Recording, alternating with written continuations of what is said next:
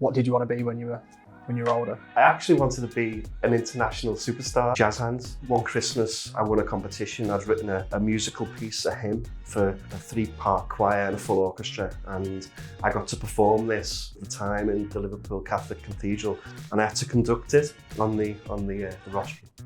I've always watched that and thought, are they actually watching the bloke with the stick? It was videoed. My mum and dad took a big old-fashioned VHS that you had to carry on your shoulder. And I found the videotape in my parents' loft a few years ago. My brother had taped over it. The Cabbage Patch Kids movies. Robots. Are robots taking our jobs? Robots are taking some jobs, the monotonous jobs that nobody wants to do. So why aren't manufacturers adopting them? Why are we behind the curve? You go around the UK and the engineers can't wait to show you this machine they've kept running for 20 years. Ready to go? I am. Go on then, introduce yourself. Oh, we started? Yeah. Okay, yeah. Hi Tom, I'm Martin Kidman, and I'm currently the manager for SICK, covering Europe, South and West for all of the safety solutions. But I also have some extracurricular activities, so I'm a council member for the British Automation and Robot Association, BARA, and I also sit on committees at the BSI, helping develop standards in industrial safety for robots and industrial driverless trucks, or AGVs, AMRs, as you like to call them. Okay, so who is SICK? SICK are a company that sell industrial sensors. Been around since the 1940s, and it was actually Erwin SICK who started the company, and he invented the first safety light curtain. So we invented the light curtain, and the company grew from them, based in the Black Forest in southwest Germany, a place called Valkirch. And we do lots of things, RFID, vision systems, but I predominantly concentrate on the safety products, systems and services. Okay. So now you're in Europe, you're in a European role. Yeah. Right? What does your day-to-day look like? Oh, well, we spin many plates in the UK because we're a smaller subsidiary compared to some of the others. So I have responsibilities in the South and West Europe for safety, but I also still retain some activities in the UK. So product management, introducing and phasing out products, and also regarding safety services. So developing things like functional safety training, safety services like risk assessment and safety concept. But then I also get involved in some global activities as well. So it's a very cross-border company to work for. But I work from home in Liverpool, you've already guessed. So I'd say I have a home office, but I can be anywhere from Portsmouth to Inverness to Germany to Belgium. Yeah, okay. Varied then. Yeah. Okay. It's difficult. It's even harder when I'm out with the wife and somebody says, what do you do? And if they're not in industrial automation, it's a difficult conversation. Yeah, it is, yeah. And I normally just say, oh, robots. I work with robots. Yeah. It's cool for the kids. Yeah, same. Yeah. But before Engineers Insight, that's sort of what I'd say. Oh, I work for a robot company. Yeah. Now it's, I don't even know where to start. We built a mobile app, and they look at you like, what? You're like a... No, we're not rich. Yeah. Forget that. Before we go through your career, let's go right back to where did you grow up? What did you want to be when you were older? Okay, so I grew up in North Liverpool, so a place called Orrell Park, and it's near Ancient Racecourse. So when I was a child, I was actually more interested in art and music and performing arts. Jazz hands. So I actually wanted to be an international superstar, like a rock star or some kind of instrument in a band or a singer. Okay. But that obviously didn't materialise. But going through to A-levels, I was good at maths and physics as well. So, I kind of got into engineering because sound recording was similar to the ambitions in music. But there was no sound engineering courses that I could find, so I did electrical engineering instead. And that's kind of where I got into the engineering career. Okay. Do you have a favourite memory from childhood? Oh, wow. I've got lots of memories. I was in drama groups that travelled Europe. We did Cultural exchanges. I spent 2 weeks in Sicily with an Italian family. That was really, really good. We did performances in Germany with people from Poland, Finland. So it was a really multicultural experience, which was set me up ready for the future. But things like, I don't know, one Christmas I won a competition. I'd written a musical piece, a hymn for a 3-part choir and a full orchestra, and I got to perform this in front of all the schools in Liverpool at the time, in the Liverpool Catholic Cathedral, and I had to conduct it on the rostrum. Wow. What? I've always watched that and thought, are they actually watching the bloke with a stick? Yeah, it's about timing, and actually you have to entertain as well. So I was taught to raise up the flutes and lower down the sopranos. But it was videoed. My mum and dad took a big old-fashioned VHS that you had to carry on your shoulder, and they videoed it in the corner, and it was amazing. And I found the videotape in my parents' loft a few years ago, but it was a VHS tape, and there was a bit of sellotape over the bit that you flick out, and my brother had taped over it the Cabbage Patch Kids movies. So it was lost forever. Probably better up there than it is. Maybe. Yeah. Whilst you were at university, did you have any part-time jobs? I did. I worked in a butcher's for a bit of a weekend. I also worked for Alliance of Leicester, as it was, then it became Santander. So I was working on the phones in the credit card centre, and that was a bit of a baptism of fire with dealing with people and the public and problems and issues. That was quite stressful. Any moments that stuck out? Just every Sunday, that twist in your chest that you've got to go to work the next day. But you'd have really difficult situations with people really struggling, to pay bills and things like that. And so it could be quite a stressful job. And you'd more often than not be dealing with problems with people irate on the phone and calling you everything. And you have to just have a level head and carry on. Yeah, transferable skills. Yeah, and show empathy as well. Yep. So how did you go from those part-time jobs, wanting to be a sound engineer, to being into manufacturing? So I did a bachelor's degree in electrical engineering, then I did a master's degree, and then I had to get a job. So I started working for a notified body in the Northwest, a test centre, and I was testing to the low voltage directive, and it was sort of commercial products. So anything from a hairdryer, a microwave to a treadmill. And I tested Bill Gates's personal overhead projector once as well. And I did that for 3 or 4 years, and it was great. The people I worked with were great. The manager was great. But I realised that I don't like doing the same thing over and over again. And testing to standards, it can be interesting for a while, but then it becomes a bit, the samey. And I need to be in a role where I'm learning all the time. I'm more creative. Yep. And dealing with people. And then I got a phone call from a lecturer. I don't know why he rang me, offering me a Ph.D. Job. Well, not job, a Ph.D. So I went back to university. I actually said no when he first rang up, and the guy, James, who I was working with at the time, after I come off the call, said, "Are you mad? You don't like what you're doing, and it's something different." So I went back to university, did a Ph.D. Got offered a research associate job, did that for 3 years, and then the funding ran out, and then I went into industrial sales at a Japanese company selling industrial sensors. Okay. And what were you researching?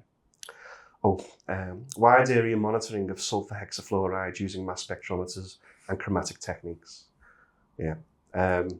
Nothing to do with what I'm doing now. It was basically using techniques that they develop in chromatic monitoring, applying them to atomic mass unit signatures, and trying to identify leaks in gas stations.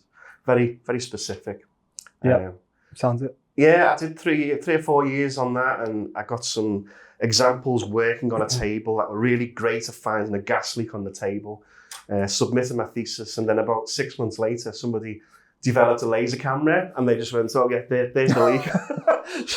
But it was about the process of doing the research and writing your thesis, which was a difficult task as well. Do you have any mentors around that time? Yeah, you're looking up to? I've had tons of mentors throughout my whole career, really. I'd say when I first got my proper job, doing test house. There was a guy, probably Peter Mulvaney. He's not in that industry anymore, because when I went into the real world, I knew how to do Laplace transforms and I knew the theory about EMC, but I couldn't solve it. Yeah. So when I went to this company, I was taught really crucial engineering skills going forward.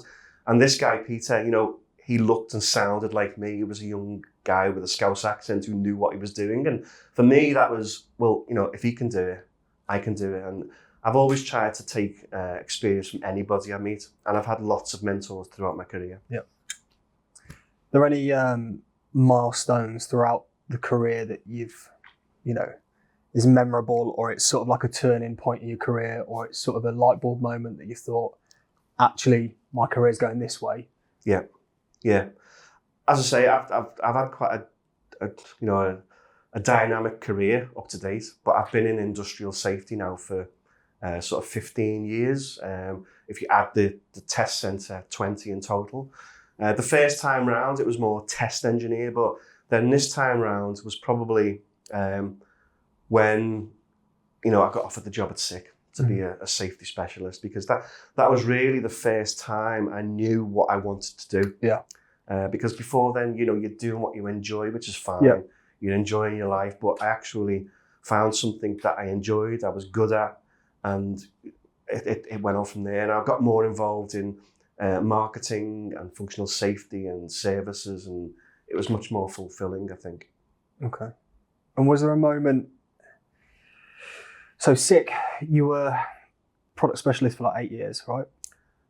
I think so. Yeah. I mean, I say I was product specialist, as I say, we all spin many plates, so it's difficult to put an exact job description. Okay. So I was getting involved in product management activities and other things around it. So yeah, if you look on the CV, it'll say 7 to 8 years, but actually there's lots of development at SICK, so they do invest in their people. Okay. And there's internal training programs and internal development programs. So they're always constantly trying to increase competence within the organisation. Well, that's sort of the line that I was going, because the people that I've worked with over the years, once they get in a routine and they find a job role they're happy with, they're comfortable, they don't really change very often. Mm-hmm. Whereas you've had 2 different jobs since then. You mentioned 6, sort of internal training. And is there a point in that 8 years where you felt the confidence that, right, I'm actually very comfortable, I'm taking the next step into something? Yeah, so actually last year when I took on this new role of Manager South and West Europe, and it was a new role, so it was a bit of a risk, but I actually, through the development that I've had internally, both, allowing me to get my TUV engineers certificate, allowing me to become a TUV trainer, knowing the products and systems and solutions inside out at SICK, getting heavily involved in the development of solutions going forward. I felt I really understood the kind of, how SICK live and breathe. So I was really confident that this role, I'd be able to actually, influence and use my experience to take the safety into a next level. And, we've got quite a good culture within SICK that, all the safety guys know each other. You go to these meetings sometimes and it's a bit like the Eurovision. So you're on a table with Spain, Italy, Germany, UK, and it can be quite fun bouncing off each other and having these meetings. Okay. So you mentioned BARA. Yeah. What is it that you're doing at BARA? Explain who BARA are and what they're doing, and then a bit about what you... I'll have to get this right now, won't I? So yeah, BARA, the British Automation and Robots Association, sit under the PPMA group of... Automate. Yeah. Automate UK. And you've got PPMA, BARA and UKIVA. And it's really about driving the robotics industry in the UK, increasing robots and adopting industrial robots from collaborative through to industrial. And there's a number of different stakeholders that are part of this group. So I'm a general member, but you'll have members representing academia, representing systems integrators. And it's about, these meetings and how we can help, develop the business in the UK, because it needs to be improved. Yeah. So on that topic of robots, because I even get asked it when I visit schools. 1, are robots taking our jobs? That always comes up. And 2, from people that are in it, why aren't we adopting more robots? Yeah, this question gets asked at every single meeting we go to, and you're right. And robots are taking some jobs, but they're taking the monotonous jobs that nobody wants to do. And they're becoming more complex. Robots have gone from being, a robot in a box, in a cell, to these sort of complex new applications now where you've got robots designed for collaborative applications, interacting with people, cooperative, semi-collaborative, fully collaborative. And actually, it's really interesting because I work on the BSI for developing the new standards in robotics, and the industry's a little bit further ahead than the standards, and standards are trying to catch up. And I think we're creating new jobs as well.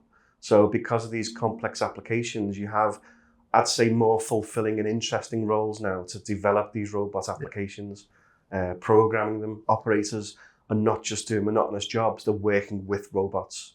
And as I said before, it's cool to go home to your kids and tell them you're working with robots all day. So why aren't manufacturers adopting them quicker? Why are we behind the curve? Yeah, there's a famous saying, I think Mike Wilson said this. You go to Germany and a German engineer will be really excited to show you this brand new state-of-the-art facility that they've just built with all these new products.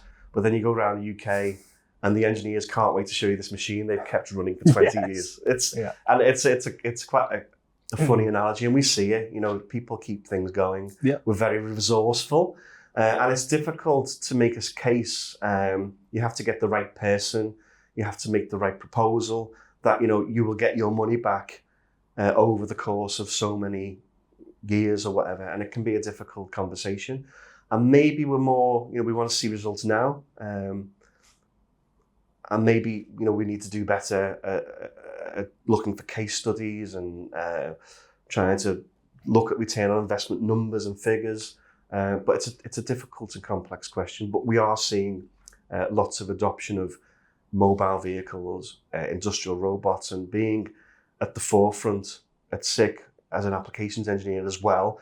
We get involved at grassroots levels. Mm-hmm. So we're kind of working with these startups.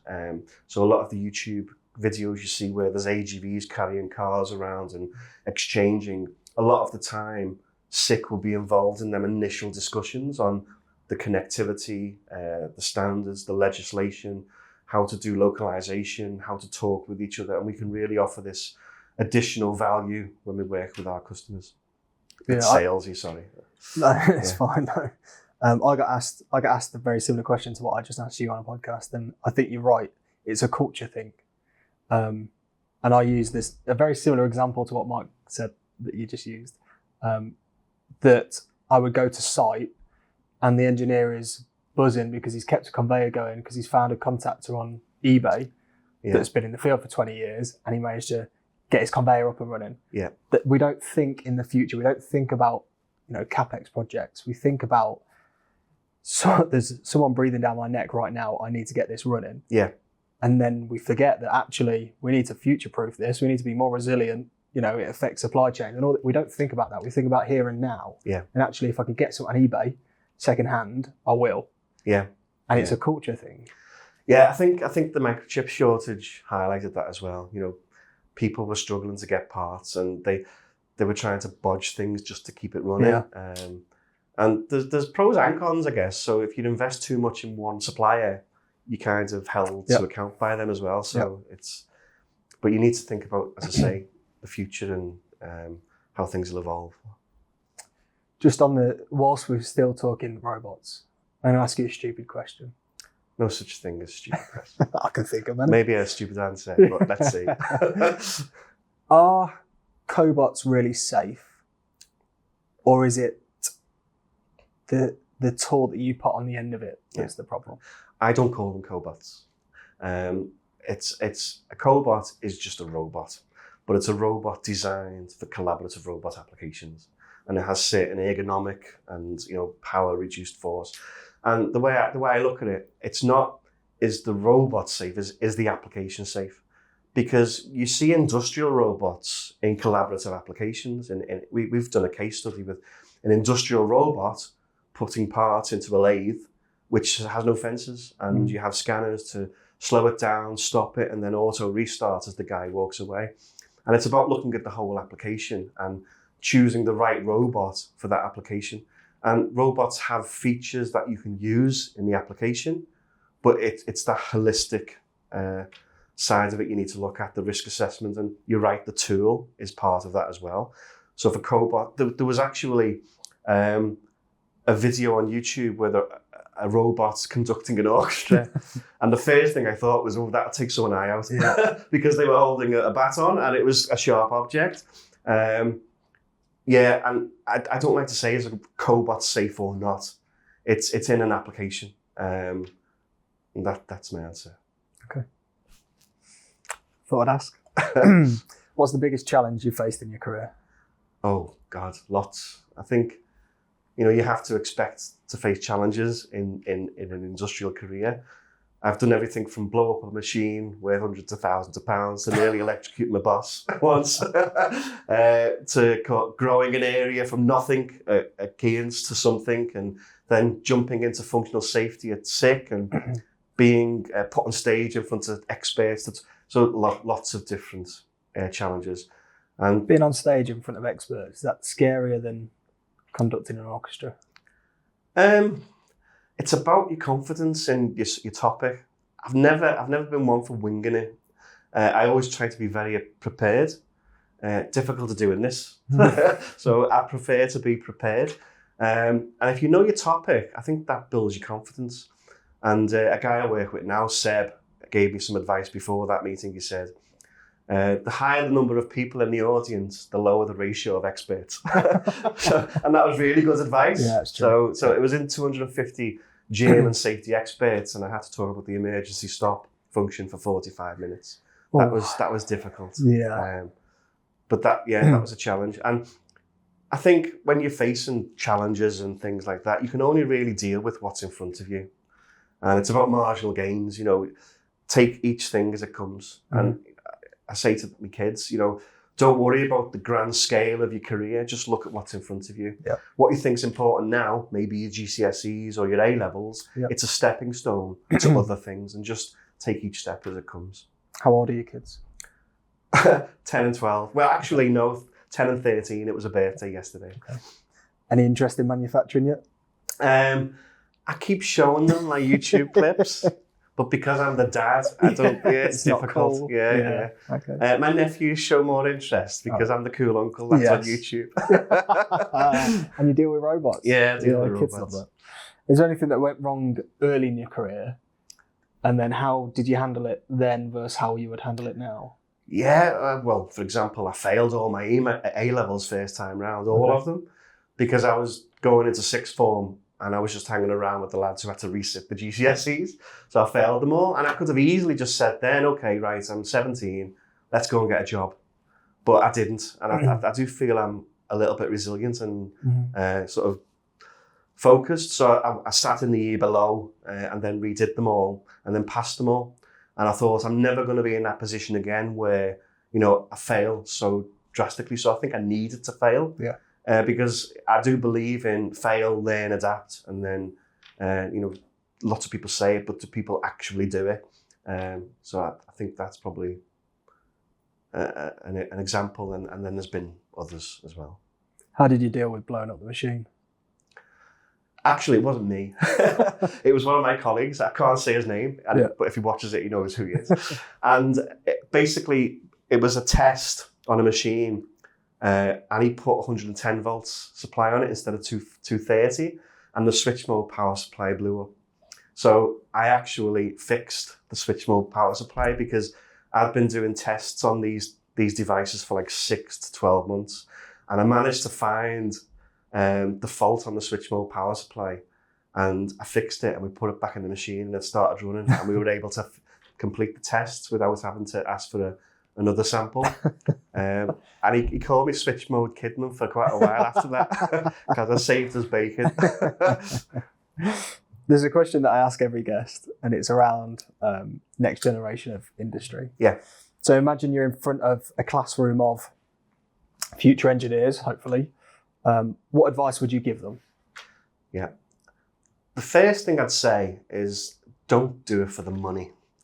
You can make money in industrial automation, you can. But don't do it for the money. You have to enjoy what you're doing. You really do. Yep. And I think if you want to know if you enjoy something or not, ask yourself how you feel on a Sunday evening. And if you get that twisty knife thing in your chest, you might not be in the right area of business. And who knows what they want to do in your 20s? I didn't. In my teenage years, I wanted to be a rock star. I think do what you enjoy, find what you enjoy, do it.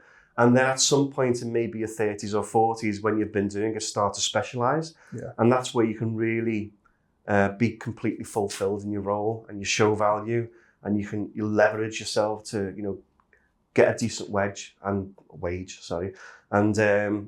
do well in your industry. Is that how you feel now in your role, fulfilled? I do, yeah, I'm happy. So, I've got a nice role. I enjoy what I do. I'm always learning. Every day I learn something new. I'm involved in standards development. I'm at the forefront of innovation. I work for a fantastic company. I get to go on holiday once a year. I live in a nice area in Liverpool. So, yeah, I'm very happy. Okay. And them kids that you've just stood in front of, what skills do you think they need to learn for a successful career? Yeah. It's difficult because what I thought was important in the year 2000 is not important anymore. So, the millennium bug, who then was thinking about artificial intelligence, machine learning, cybersecurity? We were learning Turbo Pascal and C++. I think to be successful in industrial manufacturing, really, you have to be curious, adaptable, and you have to have a constant willingness to learn and improve yourself, because it's a dynamic industry. It's changing all the time. Mm-hmm. But if you have a positive attitude and you're always trying to move forward and curious, and don't be afraid to be wrong. Yep. You can learn off everybody. Nobody knows everything. If they pretend they do, they're probably lying. So just be open and curious. Yeah, curious is a fantastic word. I mention it in nearly every podcast, but recently I did an after dinner speech for a graduate scheme. And one of the things I spoke about, because I haven't had a big career or anything, and it was more advice in the early years of what you need to think about. One is obviously networking and being authentic. Yeah. And three was curious. And it was, to be a good engineer, you need to be curious anyway, thinking about problem solving. But actually, you need to be curious about the people around you, because you need to learn from as many people as you can in the early years, because that's where you develop skills that will make you successful, whether you use them or not. Whatever job you could go into, there's three of us in the room, all different roles now. Yeah. You need to be able to communicate with the people. Yeah. You need to be curious about who's sat next to you at a table and what their life story is. That's why we do this, to give people like you and others a platform to tell their story. Because where else would you tell it? Yeah. And it was always difficult for me because, going into sales, you're told you've got 2 ears and 1 mouth, and that should be the ratio. And coming from kind of, performing arts and all, you're used to being centre of attention, talking. And you shouldn't be afraid to ask questions. If you don't know something, you don't be ashamed that you don't know it. Be prepared to learn, as you say, off other people. And, at Keynes, the guy Jeremy Chang, he was not my mentor, but my peer. And we bounced off each other and we learned a lot off each other. And I've always tried to do that in each role that I've had. And there's been lots of people throughout the last 20 years I can name. Okay. So the current role at SICK, you somehow have to manage your time effectively across 8 different countries, different job functions within all of them. Are they direct reports, or is it just different parts of SICK? It's kind of a framework at the moment. So, I have roles within the UK and they're quite specific, but in the South and West Europe, it's about how can we move together, and we have lots of different sort of work packages ongoing about competence, about solutions and sales and marketing. So it's quite a varied role. And regarding prioritization, what's in front of you. So I've got really, really mild OCD, I think, a really, really clean inbox with folders, and I've got lots of roadmaps and Gantt charts. Okay. So I try to organize myself as best as possible. So as creative as I think I am also quite rigid and structured as well, yeah. So yeah, it's about being organized, I think, and prepared. Okay. If you were sat here asking Martin Kidman questions, what would you ask? What have I missed? What have you missed? I don't know. You've asked me if I'm happy. Yeah, I'm happy. You've gone through all of my education. I think the thing is, just don't get too stressed about the whole thing.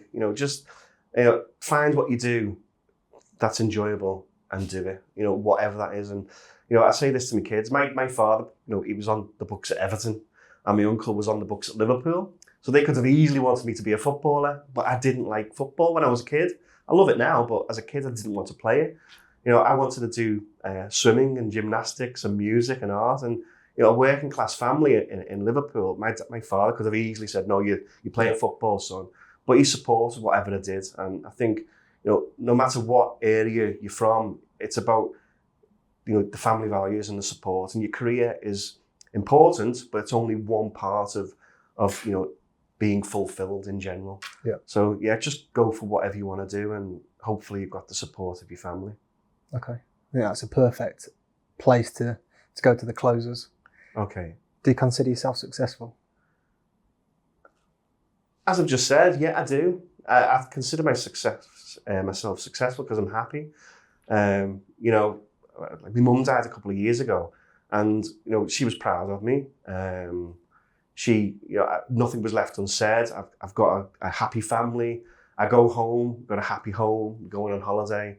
So I'm successful because of everything. And in industry, I'm successful because I'm doing something I love and getting paid for it. And you can't buy that. So. Okay.